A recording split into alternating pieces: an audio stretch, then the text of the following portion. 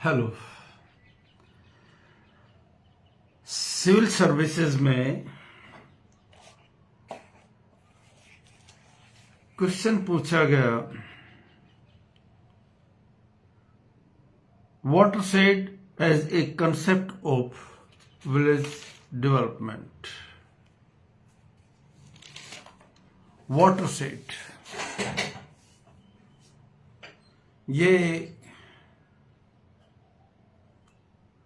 बहुत सारे competitive exams में sociology, economics, geography, regional planning में जहां विलेज डेवलपमेंट की बात होती है वहां ये कंसेप्ट एक बड़ी इंपॉर्टेंट हो जाती है, पर्टिकुलरली ड्रॉट प्रोन एरियाज में। ये क्योंकि Hindustan is an agrarian country, हालांकि अभी चीजें बदल गई हैं, लेकिन फिर भी 60% of the population depend on agriculture. और एक बड़ी बात, फूड सिक्योरिटी भी इसके साथ जुड़ी हुई है, रोजगार भी, और सीधी बात है जहां लोग रहते हैं हमारे डेमोक्रेसी भी वहीं से आती है। बहुत सारे और भी कंसेप्ट हैं रूरल डेवलपमेंट के, इंटीग्रेटेड रूरल डेवलपमेंट, और अनेकों चीज, कहीं फोकल विलेज लेकर एक कंसेप्ट आई थी कि फोकल विलेज डेवलप कर दें, एक विशेष गांव को लेकर वहां सारी सुविधाएं पैदा करते हैं। एनीवे, डेक्कन प्लेटो पे, राजस्थान में, बहुत सेंट्रल इंडिया में विशेष तौर से, and even in north also the vagaries of monsoons are there. और वहां ये कंसेप्ट भी बहुत बार ऐसा होता है कि क्रॉप्स फेल हो जाती हैं, और सबसे बड़ी hardship failure of the crops के साथ जुड़ी हुई है। यहां एक बात जरूर कहना चाहूंगा, सिर्फ और सिर्फ अगर रूरल इकोनॉमी को expose to the vagaries of the weather के ऊपर छोड़ दिया तो कभी भी चीजें ठीक हो ही नहीं सकती।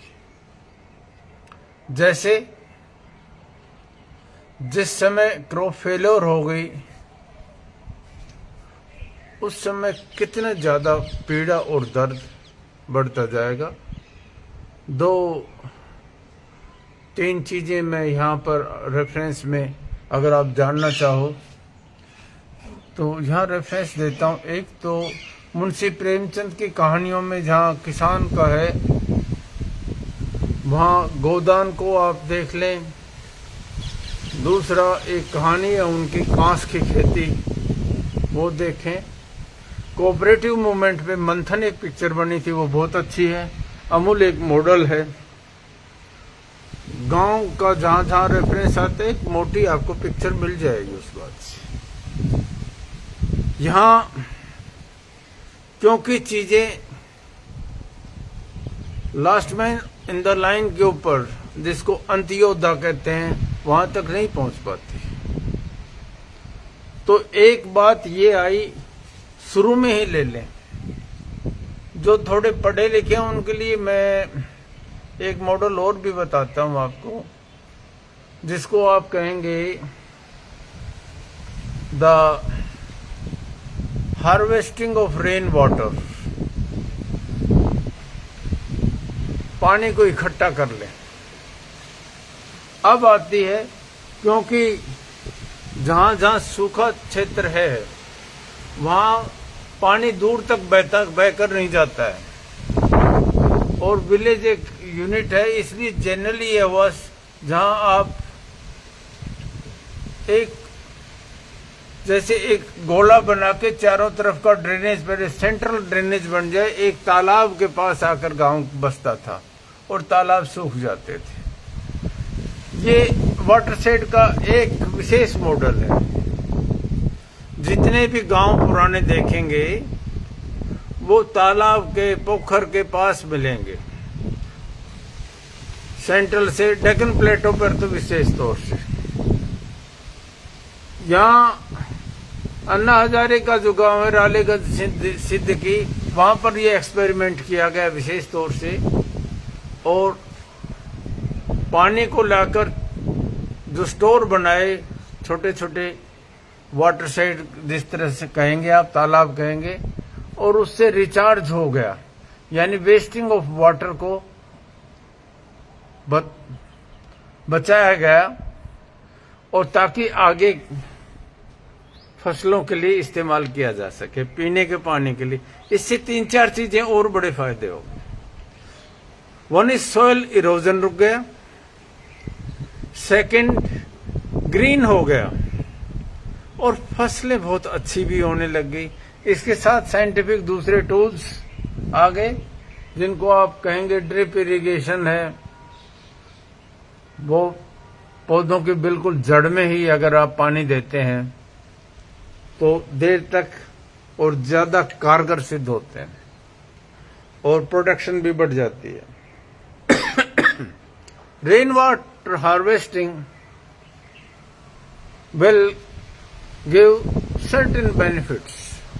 Number 1, the scientific use of drinking water, water for crops, water for drinking, and अगर ये चीज आती है तो लोगों के पास पैसा आता है, और पैसा आएगा तो दूसरी एक्टिविटीज के साथ भी जुड़ जाएंगे, और एक कम्युनिटी भी चीज।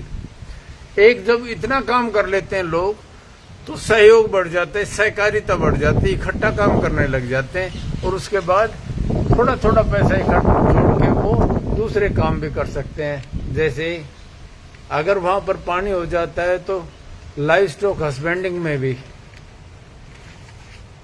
उपयोग किया जाता है पैसा। छोटी छोटी कॉमर्शियल एक्टिविटीज हैं, और इसके साथ watershed is not in simply a method of living, it's a culture. ये सहयोग की एक कल्चर है, और वाटरशेड के साथ जुड़ी हुई चीज है। जब पानी होगा तो हैप्पीनेस बढ़ जाएगी, और समृद्धि पहले से लोगों के जेब में पैसा आएगा, और उनकी लिवलीहुड पहले से बेहतर हो जाएगी। इससे इकोलॉजिकल बैलेंस भी होता है। ये देखा गया जहां पर वाटरशेड कर दिया गया तो डाइवर्सिफाइड वेजिटेशन आ गए, बहुत सारे और पेड़ भी आ गए।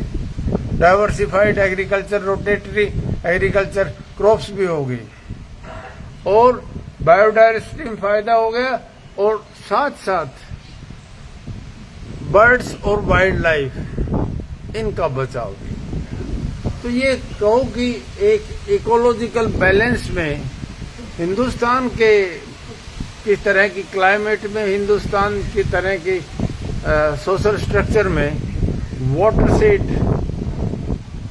की जो कंसेप्ट है वो बड़ी कारगर सिद्ध हुई है। राजस्थान के जो अरावली के साथ होते हुए भी जहां बारिश नहीं होती, वहां पर भी रिंग डैम की, गांव के चारों तरफ एक रिंग डैम बना दिया, कोई पहाड़ी है उसके चारों तरफ पानी को कंजर्व किया, और कंजर्व से पानी नीचे से ऊपर आ गया। इसमें राजेंद्र सैनी जिनको मैगेसे से अवार्ड मिला है, उनका काम है। हालांकि उसका दूसरा एक नुकसान तो ये हो गया कि रिंग डैम बनाने से जो राजस्थान में 3-4 नदियां आती थी, कृष्णावती, दोहन और साबी नदी, वो पानी वहीं रह गया, और रिवर अरेस्ट होने से हरियाणा, साउथ हरियाणा में पानी की कमी हो गई। यानी एक तरह ये हो गया जैसे नीचा नगर वाली फिल्म थी कि जो ऊपर हाईलैंड्स हैं जहां से सोर्स ऑफ वाटर, वहां अगर रोक लेते हैं तो आगे नहीं आता। यानी ये पानी के बंटवारे की फिर एक डिस्प्यूट हो जानी चाहिए, बड़ा साइंटिफिकली सोचना चाहिए। स्टेट्स आपस में फिजूल में टकरा जाते हैं। इसका यह है कि जो रिवर्स थी वो भी उनका भी पानी आता रहे, रिचार्ज रहे, और लोकल जो सेंटीमेंट, लोकल पानी की जितनी जरूरत है वो वहां पर मिल भी जाए। So water level local level के ऊपर, लोकल विलेज लेवल के ऊपर एक बहुत ही अच्छी कंसेप्ट है। और मैंने बताया 4-5 चीजें, इससे वाटर स्टोर होगा, एग्रीकल्चर काम आएगा, ड्रिंकिंग वाटर के काम आएगा, सोयल इरोजन रुक जाएगा और नई फसलें आएंगी, एक डाइवर्सिफाइड क्रॉपिंग पैटर्न आएगा, बायोडाइवर्सिटी बढ़ जाएगी, बर्ड्स के लिए बहुत बड़ा फायदा होगा।